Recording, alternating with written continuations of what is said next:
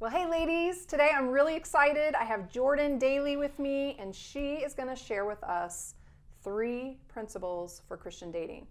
So, ladies, if you're out there, you're already in a relationship or you're thinking about getting into a relationship, you need to listen to these principles that could be really helpful if you want to honor God in whatever relationship you're in. So, having said that, Jordan, welcome.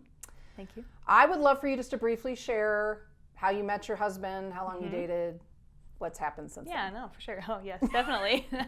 Yes, so Joel and I met almost 4 years ago, which is crazy. Wow. We were actually set up by our pastor, Okay. which was unique. Yes. I had not really heard or even thought about being set up. But it came with advantages. I trust my pastor. Yes. Which is good. Yes. And so I trusted how he described his character. So we met. Super awkward, we knew, but we didn't talk about it. Right. Anyway, we got over that, and I still lived away from him, so we communicated a lot via email for the first little while, and then I moved down here, and we started dating, and now And what happened? Now I'm pregnant, so. You got married first. Yes. Oh, very funny. We Jordan. got married. She's doing this out of order to be funny. So when did you get married? About 2.5 years ago. Okay. And now you're expecting, which is very exciting. As of 5 months ago, so as you can see, we were married. Yes. Yes. Thankfully. Okay. So, Jordan, share the principles that you went into your relationship with Joel. I know you guys kind of established those together, but share today just the 3 principles that really helped you. Yeah. So I will say, when I first went into dating, I did not know these principles. And I am sad that I did not know them. Okay, before you share, tell me why. Why was it not healthy to not have some principles in dating in the past? Yeah, no, for sure. Honestly, it was difficult to have a God-honoring relationship without the principles. Okay. I just kind of met people. I liked them. I was attracted to them. We got along. We dated. Okay. Like, there was not really a direction. Marriage was not on my mind, and I was somewhere in the future, so I wasn't really thinking about it in the short term. It led to some unhealthy relationships for sure. Did some damage maybe in your heart or in your brought baggage maybe into other relationships? Okay. It did. Yeah, that's good. That's important, I think, for people to know. Why it's important to have some principles that guide you. Yeah, no, I totally agree. Yeah, so Joel and I did set up these principles. It was a lot guided by him. He was actually being mentored at the time that we met, which I think was so helpful. I didn't know much about that, and it helped our relationship a lot. So we kind of set up the first one, because we just started dating. We said to go in with the right mindset. So what I mean by that is you don't go in assuming how the relationship's going to go or setting expectations, those kind of things. You want to date with intentionality. You don't want to just go in being like, oh, this is fun. Whatever this happens. is cool. Yeah, I mean, if it goes, it goes. If it doesn't, it doesn't. It's not going to if you go in with that kind of mindset. So we went in and we said, okay, you know what? We want God to be the center. We want a God-honoring relationship. And here's how we're going to achieve it. So that kind of tiered down to establishing a healthy relationship between us, It was really important. Okay, so your healthy mindset helped you to have the right expectations. Yes, it did. So both of you went into it saying, we're attracted to each other, we see qualities and character traits, so we want to see where it goes. So there was intentionality of testing each other or just trying to see how you fit together. Oh, totally, It wasn't casual. No. Okay. No, I mean, we developed a friendship, and I'm not trying to say like, oh no, it was all scripted. It was nothing romantic. No, nothing like that. We wanted to make sure that we were on the same page, because if someone thinks the relationship's going towards marriage and the other thinks, well, this is a great 1-year plan, that's not going to work out. Someone's going to get their feelings hurt. Oh yeah, big time. Okay. All right. What was the second principle? Okay, so the second one is to make sure that you communicate clearly. So that kind of builds off the first one, talking about expectations, different things. So what I mean by that is, going into the relationship with Joel, I had some different expectations. Because I was basing it all off my previous dating relationships. I'm really glad that we talked about those expectations. What I mean by that is how we're going to relate to one another, roles, what we're going to do with our friend groups, all those different things. We don't really realize how many expectations we have going into a relationship. And don't you think for a lot of women, especially, men too, but for a lot of women, we're testing the level of intimacy based on physical connection and touch. And so was that one of the things that you guys had established in your communication was what you were or were not going to do physically, so you didn't have an expectation of, wait, he's not holding my hand, or wait, we haven't kissed since whatever. Exactly. There were no unknowns that could cause me stress. Because honestly, in all my other relationships, I thought those things. You know, is he not attracted to me? You know, we don't really talk about it. Like, I think he is because we're dating. Why aren't we holding hands? Why aren't we kissing? Like, different things like that. And so we talked about all of that at the very beginning.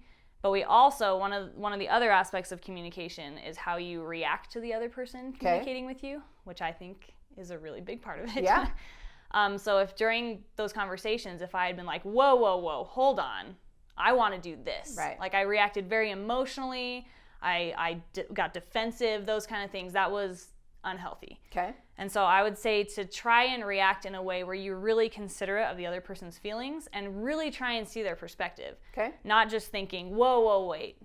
That's not just thinking like, that's what I want. So I don't care what you want. Exactly. It's a relationship. It's not going to work out if we have that mindset, you know. And so your communication, what did that help you establish in your relationship early on? So ultimately it led to the last principle, which is to set healthy boundaries. That can sound weird, and most people seems kind of cold and maybe like uninteresting. It sounds, a lot of people associate it with old-time courting. I guess you could say, you know, where there's a chaperone and lots of different things. It doesn't have to be that. It can be romantic, actually, I think. So what I mean by that, Joel and I followed a set of standards, I guess you could say. Some people have heard of it. It's called the 3 T's of boundaries. The first is time, then touch, then talk. So we set boundaries in each of those areas, and it was kind of an uncomfortable conversation at first, to be honest, but we had to have it, and after we had it, it was great because we were totally on the same page, which is really important. So what did you say about time? What was the boundary for time? So this one kind of had a dual aspect to it. So we both had friends that we loved. We had our communities, and we didn't want to just isolate ourselves. So we said, you know, we're going to spend this much time alone. I mean, we didn't put an hour limit on it or anything like that, but we were like, during the week, we're going to be very aware. Are we spending too much time alone to the fact that it's breaking our other relationships? So that was one aspect of time. The other, which is harder, in my opinion, is to not hang out so late. So what I mean by that is at night, your other 2 principles break down. You don't have the right mindset, and you're not going to communicate well. And so we said, after this time, we're not going to hang out. Go home and... because that also makes it harder for the touch boundary. I was just going to say, so touch, for you guys, what was your boundary, at least in the beginning? So this one is the most challenging, I would say. The other 2 you can usually agree on pretty quickly, different things. This one's hard depending on your love language. So if you are a physical touch person, this one can come across as harsh sometimes. But Joel and I, we had to identify our gateway. So what I mean by that is the physical action that made it easier to lead to more physical action. And so for us, and it's not like this for every couple, but for us that was kissing. And so that was a surprise to me. I was not expecting that when we talked about it, but Joel was very honest, and he said, look, if we start kissing, other boundaries are going to go. And so that I'm not entirely sure if that would have made me slip down the boundaries, but knowing it would make him made me want to set it, because I, of course, want Joel to be able to honor God. So and then you said talk. So what were some of the boundaries you set on things you talked about? So this one was hard. This one was a little bit weird. We didn't want to talk about anything sexual because there's no value point to that. Exactly. I mean, we're not in that place, so why would we talk about it? The other one was a little bit odd for people, but we were very careful about how we expressed our affection through words to one another. What I mean by that is we didn't want to dive in too quickly into our relationship. So we actually didn't say I love you for a long time. Because I wanted it to mean something, and he wanted it to mean something, and we wanted it to be real. We wanted it to be the biblical type of love that lasts. And so we waited until we were like, I think we're gonna get married. We're moving towards marriage, and then we said it, and it was so meaningful. That's great. So meaningful. Yeah, because I think here's the thing, ladies, for you, and maybe you've already experienced this in some of your relationships where maybe boundaries have been crossed, or you haven't really had a plan or any principles guiding your dating. That things happen and things go places that you didn't go into it thinking would be the case. Your heart gets broken, you give it away too quickly.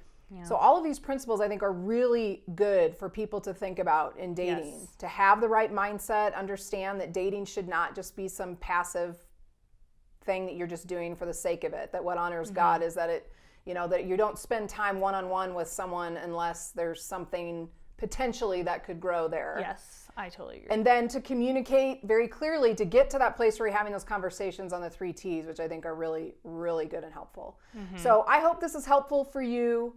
Use the questions below and have a conversation with someone in your life, a small group leader, a friend, a mentor, and really think about how you're pursuing dating relationships and how maybe these principles could help you right now in the relationship you're in or the one you're going to be in the future to help you to honor God.